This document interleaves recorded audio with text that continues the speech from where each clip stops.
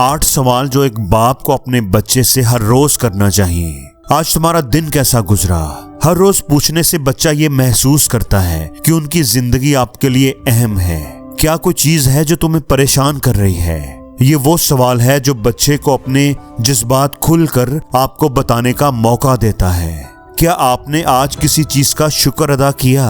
शुक्रगुजारी का जज्बा पॉजिटिव सोच डेवलप करता है। क्या आज कोई बात आपको बुरी लगी, या क्या आज आप किसी चीज पर उदास हुए?